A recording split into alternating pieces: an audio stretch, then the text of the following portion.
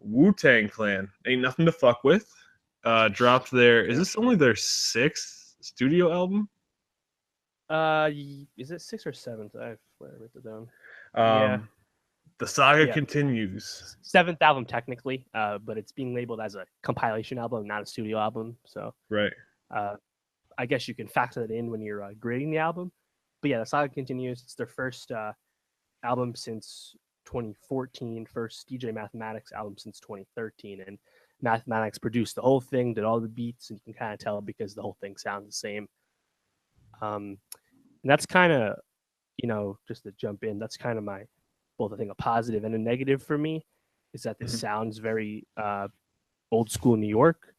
And while we applaud guys like Joey Badass for being having a throwback sound, I think in the case of the Wu-Tang Clan, where you have all these guys coming together, they're all in their 40s.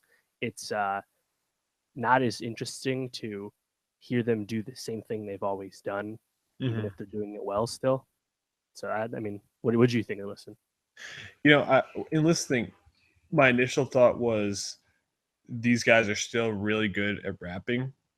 Right, like technical ability, bars, exactly rappers, that kind of stuff. And I thought the beats sounded very classic, but kind of like you said, there and we've kind of talked about this. How does like a rapper keep his relevance? Like Jay-Z had a lot of misses, and then 444 comes out, and he finally changed up what he's actually talking about, and that Right. it was more fitting for where he was at and where he's actually like what his experiences are, and it feels more authentic.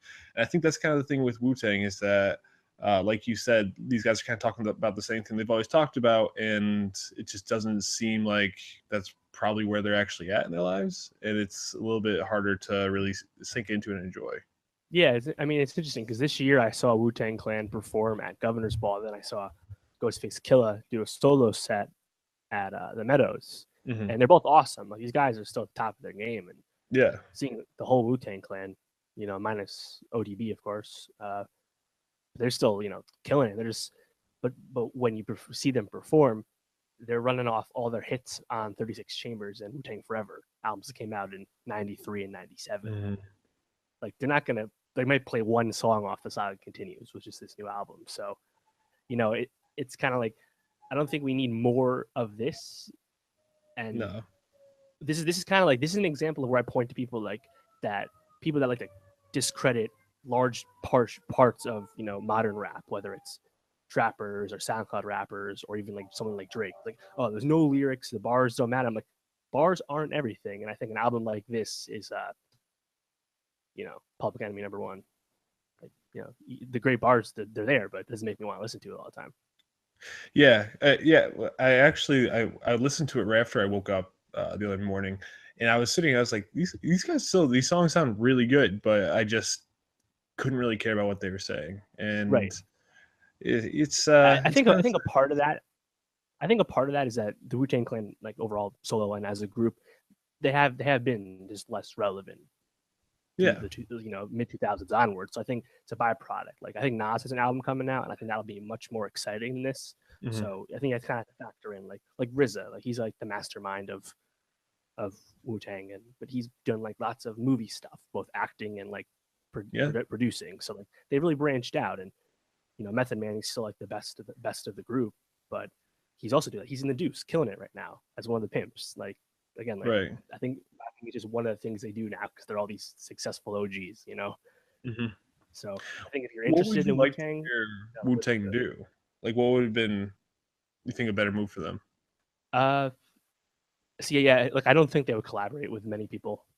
I think like listen to the album, they keep it all in house, one producer, all the members, and then they have like one or two some choruses from guests, right? Right.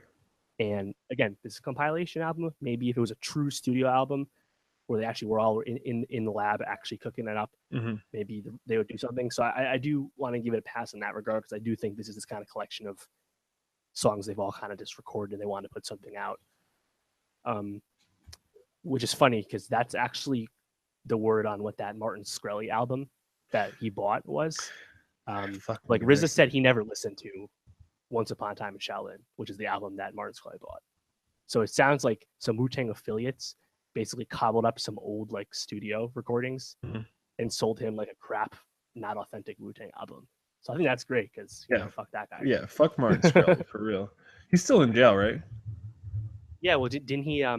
Something happened in his trial recently that was like good for us, bad for him. I forgot what happened, but There was yeah, like I remember they were trying to find jurors, and one of the jurors that they had to excuse came out, and they were like, why couldn't you stand on the jury for them?" And they're just like, he disrespected the Wu-Tang Clan. yeah, Like that was his whole reason for not being able to have a fair trial. So yeah. it's fucking awesome. And yeah, again, fuck Martin Shkreli.